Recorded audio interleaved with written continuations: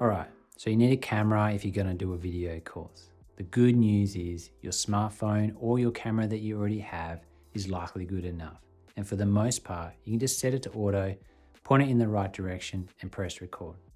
Having said that though, let's look at how to get the best out of your camera. The first thing you want is your camera to be level and stable. So you need to put it on a tripod, stack of books, or maybe even a gimbal if you're doing action shots. If you can choose a lens focal length, then for talking head, you want something in the wide to normal region. So something like the 20 to 50mm on a full frame camera. It's really a creative choice. You probably want to go too wide though, because your face will look distorted and you'll need to be super close to the camera. Likewise, you want to go too long because you need to be further from the camera and you'll need more space. This is a 35mm lens, and I think it works well and about arm's reach from the camera. How long you can record for depends on the space on your memory cards, and for some cameras, they can only record for a set number of minutes. So you want to check this so you don't get caught out when you're doing long takes. As for the camera settings, turn on face detect if you got it. This will help your face stay in focus. Check this though, I find my camera loses focus while it's hunting for my face. Alternatively, you can just lock in your focus if you're not going to move around too much. Also, set to record at the highest resolution, as this will give you more flexibility when editing, so you can crop as needed. The only downside is the footage will take up more storage space. Also set the frame rate. This is how many frames are taken per second. 24 frames per second is fine for talking head, and likely what you output to anyway. If you're doing action shots though, you may want to shoot some footage at a higher frame rate, so you can spread those frames out over a longer time frame when editing for cinematic slow motion. Now when it comes time to shoot, you want to set your white balance to match your lighting. For the most part, I set this to daylight. Then you want to adjust your exposure, so it's not too dark and not too bright. Exposure can be adjusted with 3 settings: shutter speed, aperture, and ISO.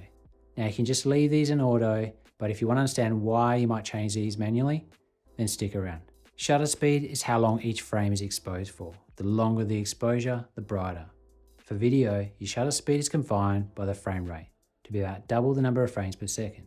So at 24 frames per second, the shutter speed is about 50, which is 1/50th of a second.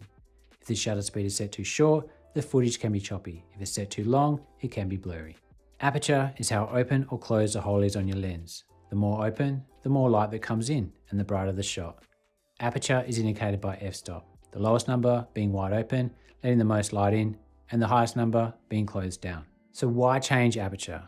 Well, it impacts the depth of field, meaning how much distance is in focus, with wide open having a shallow depth of field. So you may want to set it to a low f-stop so your eyes are in focus but it blurs out the background. ISO is how sensitive a sensor is set. Increase the ISO to make it brighter, decrease to make it darker. You want to set your ISO though as low as possible while still having good exposure. Increasing it too high will make your footage noisy. So you can adjust either the shutter speed, aperture, or ISO to get the correct exposure. You can check this on your camera on the histogram. It's a graph that shows the exposure. If it goes off the chart to the right, it's too bright. If it goes off to the chart to the left, it's too dark. You can also check against the exposure scale. A positive number is overexposed and a negative number is underexposed. So having said all of that, what is a good default setting for your shutter speed, aperture, and ISO?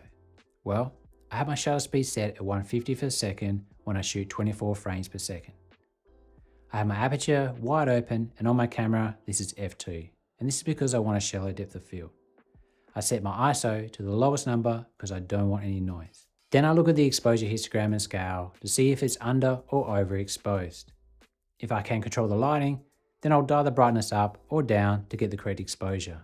If I can't control the lighting and it's a bit bright, I'll close down the aperture. If it's too dark, then I'll bump up my ISO. Now, if it's too bright and you don't want to close down your aperture because you still want a shallow depth of field, then you can add a neutral density filter, which is a dark bit of glass to reduce the amount of light coming in. If you're really keen on that shallow depth of field look with the blurry background and the nice bokeh, then a longer focal length lens that is closer to your subject will make for the shallowest depth of field. Okay, so I know that's a lot of information to take in, and as I said, you can just put it on auto. But if you want to get the best from your camera and be able to make some creative choices, then you might need to make some manual adjustments.